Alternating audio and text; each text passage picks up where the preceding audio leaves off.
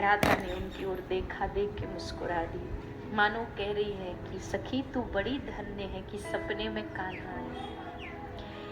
गोपी कहती है मटकी भरी थी, मैंने उठाई, उसने हाथ लगाया, घर तक साथ लाया, और जैसे घर तक आया मैंने पीछे मुड़ के देखा, और जैसे मुड़ के देखा तो अदृश्य हो गया, गायब हो गया, और ये कह के रो पड़ी गोपी। दूसरी सखी बोली मेरे भी घर कृष्ण, मेरे भी सपने में कृष्ण आए, मेरे पांव में कांटा लग गया, तो उस कांटे को निकाला, और जैसे मैंने उसको पकड़ना चाहा फिर गायब हो गया।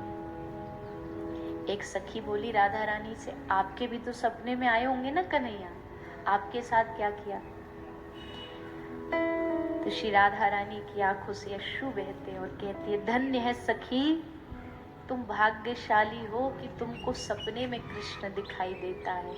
मेरी दुर्दशा तो पूछो मत, मेरा सपना छोड़ो, सपना तो तब देखूंगी ना जब नींद आएगी। जब से कृष्ण इस ब्रज को छोड़ के गया है मथुरा, मेरी नींद को वो कृष्ण अपने साथ ले गया। ये दशा श्री राधा रानी की अब इतनी उन्माद में बढ़ गई। सखी कहती, ललिता कहती है कि अब ये दशा श्री राधा रानी की हमसे देखी नहीं जाती। तो चले गए तो एकदम विकल हो उठती, और कभी याद आता कृष्ण यही है तो मन को तसल्ली हो जाती।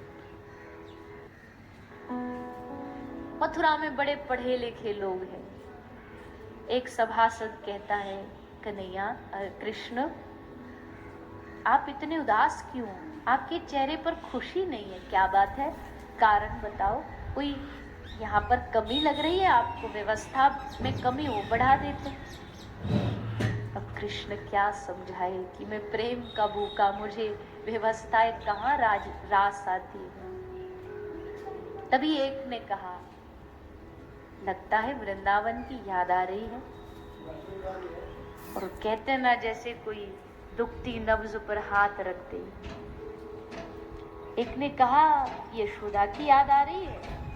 एक बोला अरे लगता है ब्रज के ग्वाल वालों की चोरी की याद आ रही है। और एक बोला क्या आपको अपनी राधा रानी की याद आ रही है? बस इतना सुना और सभा छोड़ करके श्री कृष्ण रोते रोते भागे। सारे सभा में सन्नाटा छा गया। अरे कृष्ण रो रहा है, कृष्ण रो रहा है।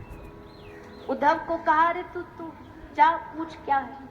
उद्धव भागे भागे, दरवाजा खटखट, कृष्ण दरवाजा खोलो, हे केशव, हे गोविंद दरवाजा खोलो। दरवाजा खोला तो कृष्ण वृंदावन की ओर निगाहें करके बैठ करके रो रहे हैं। क्या हुआ? उसने कहा नहीं सब ठीक है। झूठी हंसी दिखाई, क्योंकि प्रेम हर किसी को बताया नहीं जाता ना। सब ठीक है, सब ठीक है। तो रो करके भाग के क्यों आ गए? और वैसे